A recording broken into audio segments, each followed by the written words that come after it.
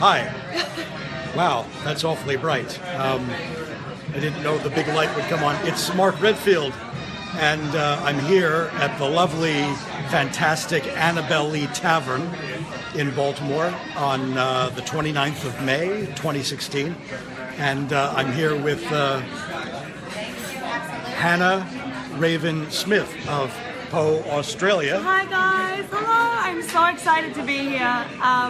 I came to the Annabel Lee Tavern a year ago just for one day, but now I'm here for a week, so I get to experience the whole town and the whole bar for an actual evening. It's amazing. I'm just so excited to be here with my dear friend Mark Redfield. We've been friends for about 2 years via Facebook. Yeah, and now we've actually met. So he actually does exist, and I actually exist. And we exist in the same time and space right now. In the Annabel Lee Tavern together. And we're having delicious Raven beer brewed by Stephen Demchek. Yeah, your friend, right? And yes, and we're having a great time. And we thought, since we're getting to know each other, and you'd like to know, maybe you'd like to know more about Poe Australia and more about Poe Forevermore, that we'd play a quick game of 20 questions. 20 questions, so 10 each. So 10 each. Back and forth. So it is a loud bar, and hope that you can hear us. And who wants to go first? I will go first. I will ask the first question. Okay. Okay. So this is for Mark. Who is your favorite Edgar Allan Poe character from any short story or poem? Who's your favorite character?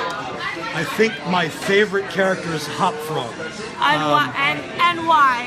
Hop Frog, I think the story is wonderful. There's pathos. He's a mischievous villain. Yeah. I'll have to pick tonight. I'll pick Hop Frog. Done. Good answer. Love good Hop Frog. Love that one. I'm going to throw it back at you by asking you, what is your favorite Poe character? My favorite Poe character would be the Signora Psyche Zenobia from The Scythe of Time, aka A Predicament. When Poe wrote it, he wrote it in mind of sending up those sort of literati characters, those female characters, females in the literati scene, kind of making fun of them. And when you read it, she actually mispronounces a lot of her words. And she's this bourgeois woman who then gets her head stuck in a clock and it gets chopped off. And it's creative, funny, and gory. Everything that Poe is. And she's my favorite. Very cool. She is my absolute favorite. It's hilarious. I wouldn't have expected that character. That's kind of cool. Yeah, and her dog Diana. She's got a little poodle called Diana. The whole thing is great. If you haven't read it, you have to read it. All right, so it's your turn. You have to ask me a question. Okay. If you had Edgar Allan Poe in front of you right now for 30 seconds, only 30 seconds, what would you ask him? Oh, sorry. Well, what would you say to him? Anything, but you only have 30 seconds. You cut me to the quick. 30 seconds. You ain't got a whole lunch time. 30 seconds. I would ask him if he had any money to pay for the beers tonight.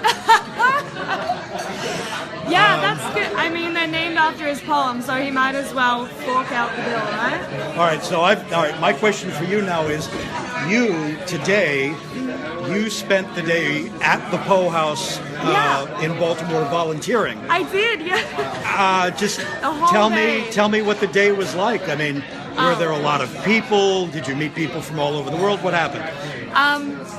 So what happened was, it was extremely hot. It was insanely hot. Like, we had air conditioning going, the fans going. I was the person that got stuck standing out the front, actually inviting people in and welcoming people.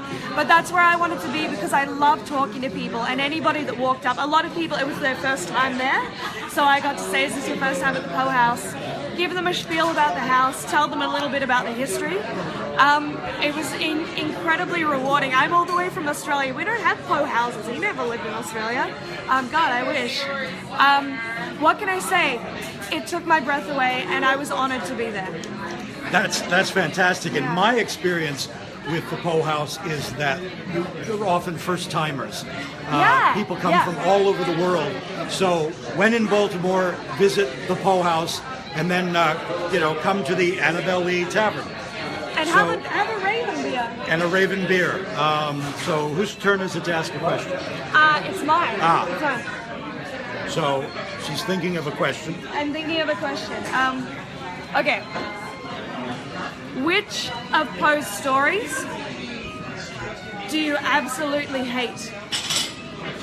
Oh my gosh. Because there's got to be one. There's always one that you go, oh, I don't think he did so well there. Yeah. Which one is your least favorite? I'll rephrase that. You know, my least favorite may be Gordon Pym. Oh, really? You know, it has a very interesting, very interesting structure. Yep. You know, there's 3-part structure. They're very different.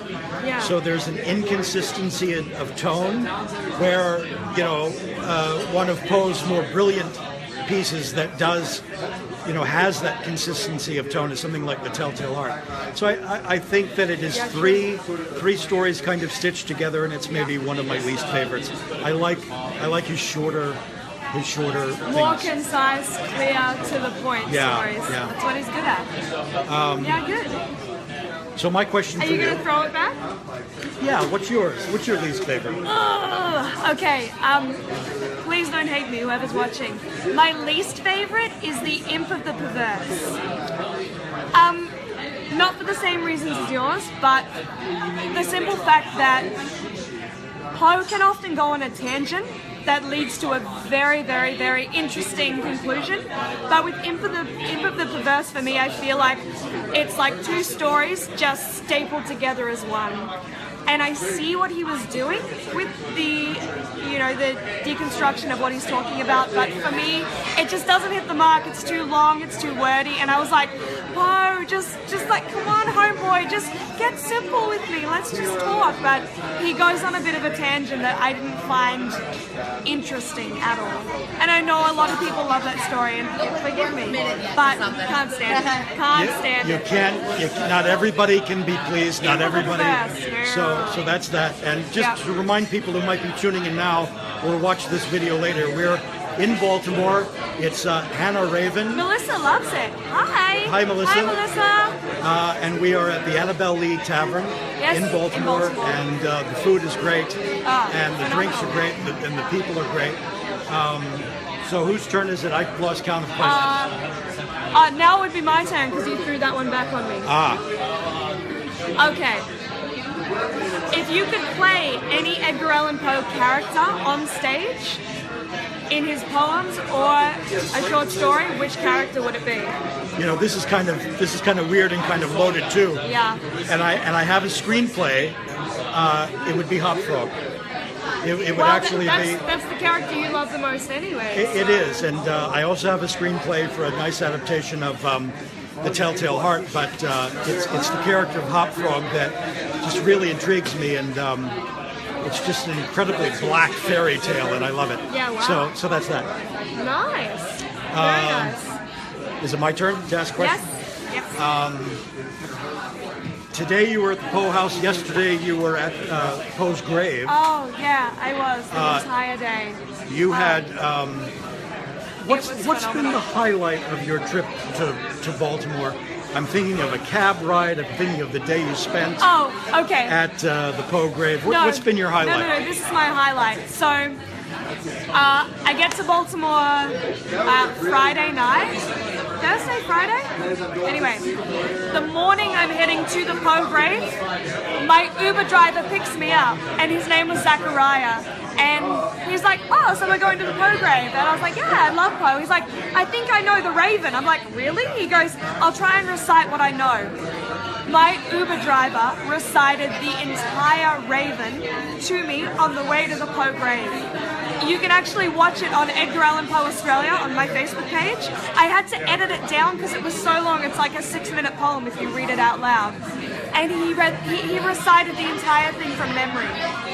That was a highlight. What kind of service? Cool. Like, you get an Uber in Baltimore, you get the whole Raven recited to you. That's the service you get. I was in awe. Great. Like, I was legitimately in awe. It was wonderful. That's really great. Yeah. When I've spent time at the Poe House, you know, there have been people from all over the world, and you know, they have famous quotes and they have stories, and then sometimes you get people that, you know, they don't really know a whole lot about Poe, but it's great when somebody just in an age where poetry, it's not a big currency that people to have a guy recite the Raven is really not great. as much anymore. Yeah, and he knew the whole thing. He said that in university, people knew him as the poet. People knew him as the guy that knew all the poems by all these poets. So that was his thing. So he was like, I'm going to try and remember the Raven. And it's not a short poem. No. It is not a short poem. It's not a little bit. And he recited the entire thing. That's great. Okay, hit me with a question. I've lost count of our questions. Oh, yeah. How many questions have we asked? I don't know. We can do. How about we do one more each? Oh, okay. One more. One more? Oh, all right. All right. Two more. Two more? Okay, two more each. Okay. Aside from Poe, which one of his family members or close friends would you love to have a coffee with and ask questions? Wow, I'd actually, and there's so, I hate to, I'm going to give this plug because I'm working on this big biography called Alone, The Life of Poe. What? Say what? Plug, but I honestly, with all the research, with all the imagining and dramatizing the people in Poe's life, I'm really curious about his father, David. First generation, born on American soil, from an Irish family. He's being groomed to become a lawyer, and he gives it all up. He falls in love with who will be Poe's mom, and decides to become an actor. And he turned out to be not a very good actor, and he disappears from their life after Poe and his sister and brother are born. And I'd love to have a coffee with him and say, what the hell was wrong with you? Why did you abandon that poor woman? Yes. And, there's a lot of Poe's temperament, I think, in his father. So that would be the person I would like to meet. Wow. I'm going to turn the tables and ask you, who is, because that's a curious question. Throwing him back, right? Yeah, so who in Poe's family, Poe's life, could be any of the women in his life. Who is it that you'd like to have coffee with? Sarah Elmira Royster. Ah, wow. Mainly because you could argue she was his first love. I mean, he did fall in love with his best friend's mother for a little while, Helen. He wrote to Helen. What was her real name? Yeah, Helen. I'm blanking. It's maybe one too many Raven beers here at the Annabel Lee Tavern. And he's a very good friend. He had a fondness for his mother, but in a very innocent way. But his first love was Elmira Royster. They fell in love with it when they were 16. They became engaged. Not too many people actually liked that they were going to be engaged. And then he went off to uni and wrote all these letters to her, and her father actually intercepted all of them. Oh, he said no. He was like, no, not Poe. She believed he'd forgotten about her and he hadn't, and it's just the most sad, it's a really sad story. I would like to, because then they reunited like many years later, when just before Poe died, they were going to get back together and get married. Right, and she was a widower. She was a widower, she already had children, and then all of a sudden the love of her life comes back into her life. I want to hear her story because I want to know, in between Poe when he was 16 and Poe when she met him again, what her life was like then, and how did she miss Poe? Did she want to be with him? I would really love to sit and have coffee with her because I'm sure she didn't have a very easy life. Fantastic. I mean, there's so many people in Poe's life. It would be fascinating to find out. All right, so what's your question for me? We got one more each. Okay. All right. One more question? That's all I get? The suspense is killing me. Because you got to make it a good one, right? Okay. If you could acquire one Poe artifact, anything he owned, anything he touched, what would it be? Like his top hat, his boots, his quill. If you could own that exclusively, one Poe artifact, anything, what would it be? It's funny. I might simply be satisfied with one of his most passionate letters to his foster father, John Allen. Oh, wow. Why? Just to have some... I don't actually, in my collection, have anything real in his handwriting. Yeah. I would like, it would be nice to have a Like letter. a signature. Yeah, and one of Yeah. those letters where he tried to reconcile with John Allen or, Yeah. whatever. Nice. Why is the light doing that to us? It's very weird. Some blinking. Can you guys see that? It's blinking. Just basically saying that. So we're going to wrap this up. Hey, you have to ask me one more. Oh, Throw it back. Throw it back. what are you doing tomorrow on Memorial Day here in Baltimore? Oh, well. I'm taking full advantage of my time here, and I will be back at the Poe House. Once again, volunteering, welcoming people into the Poe House. That's what I'm going to be doing on Memorial Day. That's what I'm going to be doing. yeah, and I'll be back in the sweltering heat, welcoming you into Poe's World. Please come and see me. Seriously, if you're going to be there, come and talk to the crazy Aussie from Edgar Allan Poe, Australia.